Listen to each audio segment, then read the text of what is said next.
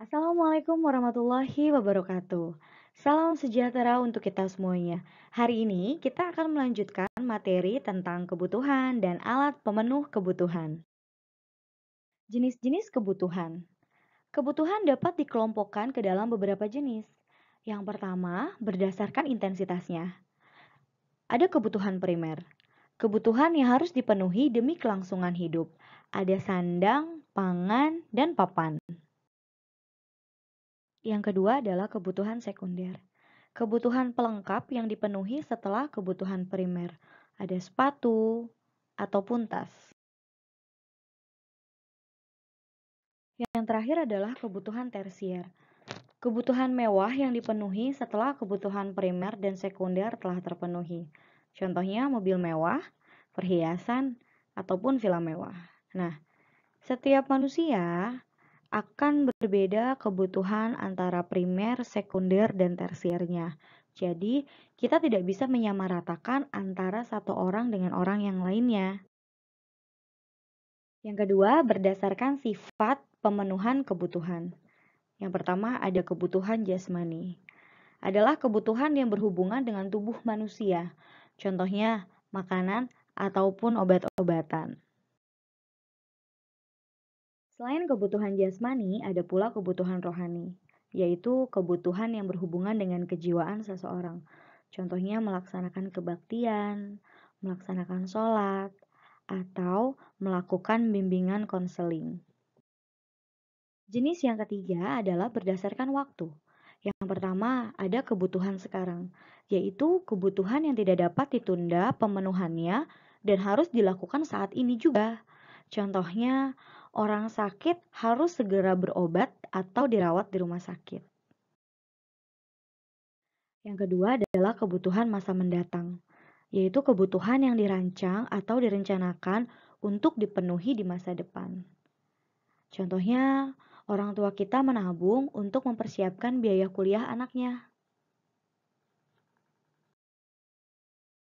Yang keempat, berdasarkan subjek, yaitu kebutuhan individu. Adalah kebutuhan yang dapat dilihat dari segi orang yang membutuhkan, atau biasa disebut sebagai kebutuhan pribadi. Yang kedua adalah kebutuhan kelompok. Alat pemenuh yang digunakan secara bersama-sama. Artinya, kebutuhan kelompok ini dibutuhkan oleh semua orang.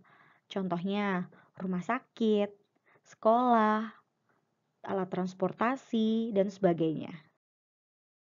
Faktor-faktor yang mempengaruhi kebutuhan. Yang pertama, keadaan alam atau tempat. Kedua, pendidikan. Ketiga, agama. Keempat, adat istiadat. Dan yang terakhir adalah peradaban. Nah, setelah kita membahas tentang jenis kebutuhan, sekarang kita akan lanjut mengenai alat pemenuh kebutuhan. Benda menurut cara mendapatkannya. Yang pertama adalah benda ekonomi, yang jumlahnya lebih sedikit dari kebutuhan manusia, dan untuk memperolehnya diperlukan pengorbanan.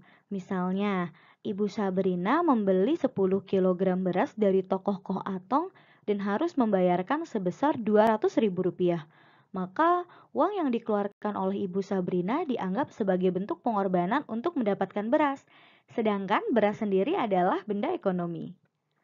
Yang kedua adalah benda bebas, atau disebut juga benda non-ekonomi, yang jumlahnya melimpah, sehingga untuk mendapatkannya tidak perlu pengorbanan atau tanpa biaya, misalnya cahaya matahari atau udara.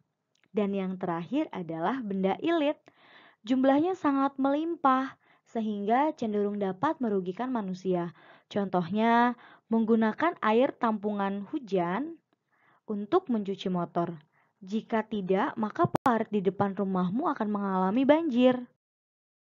Yang kedua, ada benda menurut tujuan kegunaannya. Yang pertama, benda konsumsi adalah benda siap pakai tanpa harus melalui proses olah terlebih dahulu. Dan yang kedua adalah benda produksi yang digunakan untuk menghasilkan benda lain, contohnya mesin dan alat baku. Yang ketiga adalah benda menurut hubungannya. Ada barang substitusi, yaitu barang yang dapat menggantikan barang lain, contohnya beras dan jagung. Ada lagi, misalnya jagung dan singkong, ubi dan singkong, dan sebagainya. Yang penting fungsinya masih sama dan dia bisa menggantikan peran yang satunya. Nah, jenis yang kedua adalah barang komplementer. Nah, barang komplementer ini adalah barang yang kegunaannya bertambah jika digunakan bersama dengan barang yang lain.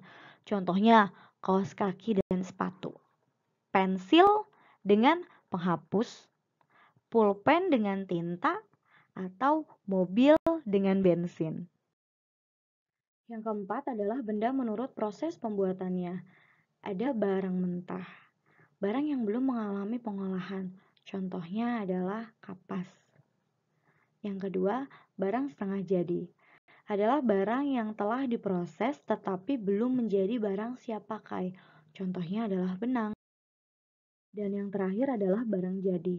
Adalah barang yang telah diproses hingga siap digunakan. Contohnya adalah baju yang bisa kita gunakan setiap saat. Oke, sekarang kita lanjut mengenai biaya peluang atau biasanya disebut dengan opportunity cost. Nah, ada dua jenis mie nih. Ada mie rebus dan mie goreng. Kira-kira kalian mau pilih yang mana ya?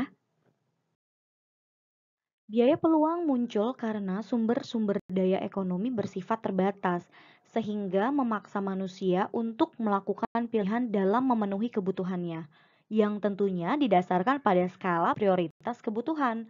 Pilihan yang dibuat akan mengakibatkan pengorbanan pada pilihan yang lain dan timbulnya biaya peluang.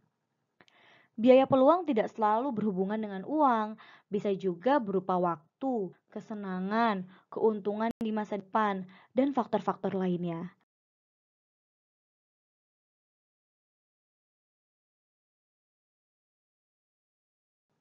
Nah, sekarang kita jadi tahu apa sih penyebab munculnya biaya peluang. Yang pertama, adanya kelangkaan. Yang kedua, tidak ada pilihan lain. Dan yang terakhir, memilih salah satu dari beberapa pilihan berdasarkan kebutuhan.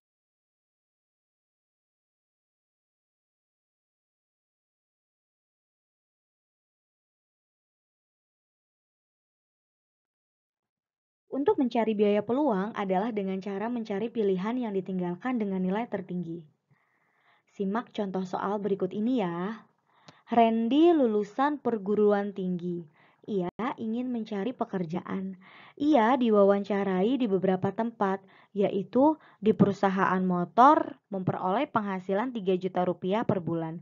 Sedangkan di perusahaan elektronik memperoleh penghasilan 2.250.000 rupiah. Apabila Randy memutuskan bekerja di perusahaan elektronik, maka biaya peluangnya adalah. Nah, kalau kita menemukan soal seperti ini, cara mengerjakannya mudah. Kita cari pilihan yang tidak dipilih oleh si objek. Karena di sini hanya ada dua, perusahaan motor dengan perusahaan elektronik, dan yang dipilih adalah perusahaan elektronik, maka biaya peluangnya adalah yang perusahaan motor. Nah, jadi biaya peluangnya adalah sebesar 3 juta rupiah. Seperti itu. Nah, kalau yang kayak gini, kira-kira gimana nih cara jawabnya? Kita baca dulu ya. Ahmad, seorang karyawan swasta dengan gaji 3.200.000 per bulan. Pernah ditawari menjadi karyawan di perusahaan asuransi dengan gaji 4 juta dan bekerja menjadi karyawan pada perusahaan jurnalistik dengan gaji 3 juta per bulan. Apabila Ahmad memilih membuka usaha sendiri, maka biaya peluang yang dikorbankan adalah. Nah, untuk menjawab soal seperti ini, kita hanya tinggal menjumlahkan pilihan-pilihan yang diabaikan oleh Ahmad. Ada apa saja? Ada pilihan menjadi karyawan swasta, kemudian karyawan di asuransi, dan karyawan di perusahaan jurnalistik. Ini kita jumlahkan. Kenapa kita jumlahkan? Karena Ahmad memilih dari pilihan yang lain. Dia memilih di luar dari pilihan yang ada. Ya, berarti kita tambahkan nih 3.200.000 ditambah 3 juta ditambah 4 juta. Jadi berapa? Kira-kira? Ya, 10.200.000. Itu adalah biaya peluang yang dikorbankan oleh Ahmad. Jadi jawabannya adalah yang E. Terima kasih. Thank you. Terima kasih atas perhatiannya. Mohon maaf jika ada kata-kata yang kurang dipahami atau masih agak sulit dimengerti oleh kalian. Mohon maaf sekali lagi. Terima kasih. Sampai bertemu di slide selanjutnya. Wassalamualaikum warahmatullahi wabarakatuh.